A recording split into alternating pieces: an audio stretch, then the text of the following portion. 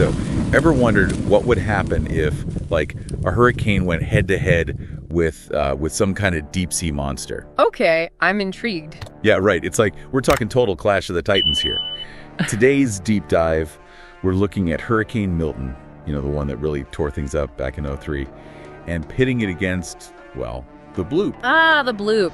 Now we're getting into some seriously mysterious territory. You bring in these spooky deep sea sounds today, I see. Always got to have a little mystery, right? So, Hurricane Milton, for anyone who's somehow missed it, picture this. 120-mile-an-hour winds, torrential downpours, the kind of force that can level entire cities and completely reshape, like, coastlines. That's Milton. Yeah, you gotta remember, hurricanes, they get their power from warm ocean water. It's like a giant heat engine, right?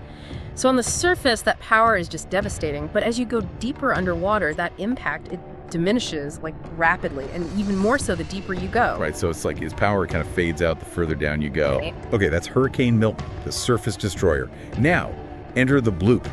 This mysterious sound that was picked up in the deep ocean sparked all sorts of theories about, colossal sea creatures and whatnot. What's the deal with that? So in 1997, NOAA, the National Oceanic and Atmospheric Administration, they're listening to the ocean, right, with these hydrophones, and they pick up this crazy loud, super low frequency sound. They called it the Bloop. Now, here's the thing.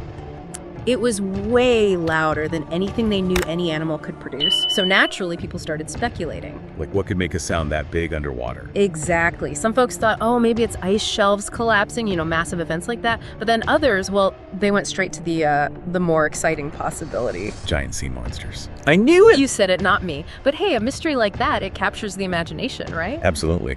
Okay, so we've got this showdown brewing. Hurricane Milton, the surface-dwelling destroyer, versus the Bloop, this mysterious underwater phenomenon. If they were to somehow actually, clash, who wins? It's not really a matter of them fighting directly. It's more about understanding that they're both forces in completely different domains. On the surface, Milton would be the clear winner, hands down. But you have to remember, hurricanes, they get their energy from warm surface waters. As you descend into the ocean depths, the water gets colder, and that heat engine that's driving the hurricane, it just dies out.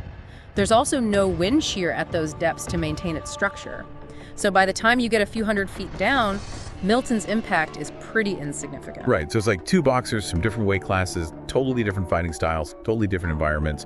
It's not really a fair fight. Exactly. And on top of that, the pressure down in the Bloop's territory, hundreds of times greater than at sea level. It's constant darkness, very few food sources.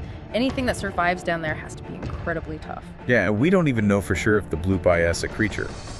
But if it is, it must have some insane adaptations to survive down there. Yeah, exactly. We're talking about bodies built to withstand crushing pressure, maybe bioluminescence for communication or hunting in the dark, and super slow metabolisms to conserve energy.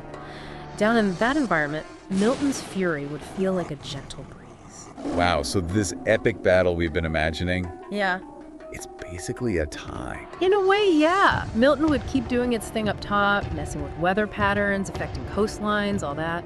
Meanwhile, whatever's causing the Bloop would just keep on keeping on in the abyss, totally unbothered.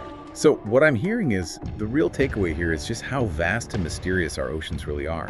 I mean, we like to think we've got it all figured out, but then something like the Bloop comes along and it just throws everything we thought we knew out the window. That's the beauty of it, right? There's still so much we don't know. This has been incredible. The idea that something like the Bloop could be down there, totally unfazed by the storms raging above, it makes you wonder what else is hidden in those depths.